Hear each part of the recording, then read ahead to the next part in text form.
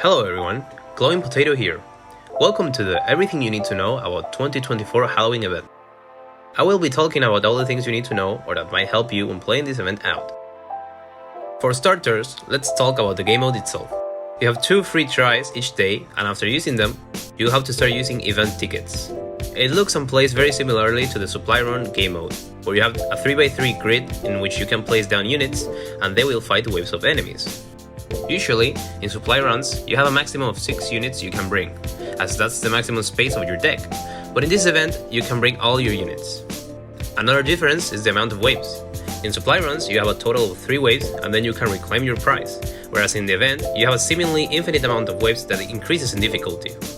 All the waves are always the same every time you play the game mode, and from the wave 151 onwards, it's always the same enemies, being a bunch of witches and charged skeletons. Lastly, the courage regeneration is also different. In supply runs, you get 25 after each wave, but in the event it's a bit different.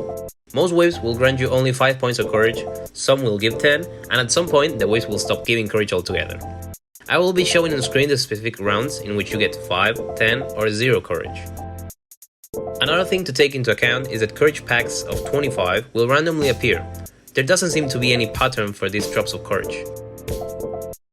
The event has points that you can earn, which are pumpkins. You can earn them through various methods. The first one is by playing the event game mode, which you can gain up to 160 pumpkins daily.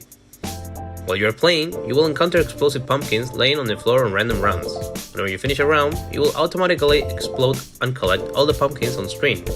Each one counts as one single pumpkin, and you can reach the daily limit before getting to high runs like the hundreds, as shown here. Then we have 2 enemies that also grant us points, which are a zombie with a pumpkin on its head and a female zombie that also has a pumpkin on its head. They each give 1 and 3 points respectively. A side note I want to add is that in this year's event we haven't gotten any of the new enemies, such as the Doubleheads, Hypnotist, Spider Limbs, Skull, or the newest one, which is the Escapee. But we did get a new enemy called Pumpkin Girl, which is a reference to an admin from the Dead Ahead Discord server called Chillax, who has been helping out the community for years now and is a great person altogether. The Pumpkin Girl behaves exactly like a Free Hugs, doing absolutely nothing, but she doesn't grant 50 rage like Free Hugs does. You can also earn normal event points by completing the missions related to the game mode and the 4 event goals, which are based on the amount of waves you complete. This will be of use because our second way of obtaining pumpkins is by purchasing them in the event store. They cost 50 each pack and give you 10 pumpkins. There are a total of 4 packs, totaling 40 pumpkins. This shop resets daily as well, although some users have been experiencing a bug where it doesn't reset. Another way of obtaining pumpkins is by watching 2 ads in the ad cinema.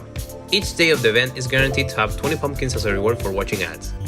Our 4th way of obtaining pumpkins is by simply participating and trying to make it into top 100. Depending on which spot you place, you will get a different amount of pumpkins at the end of the day.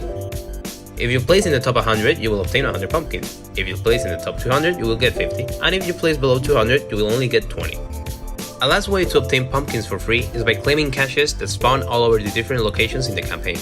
They only spawn once and can be found throughout the location 1 to 8. In total, they yield 295 pumpkins.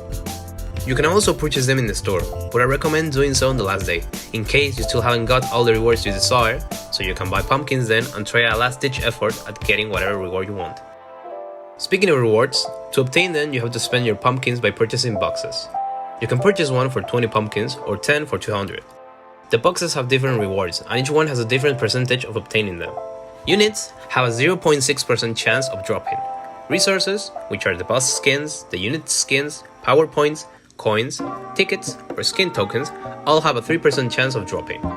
Lastly, we have items, which you can only obtain common, rare, or epic quality. Common items have a 54% chance of dropping, rare ones have a 37.4%, and epics have a 5%. There's also a system of pity for both units and resources.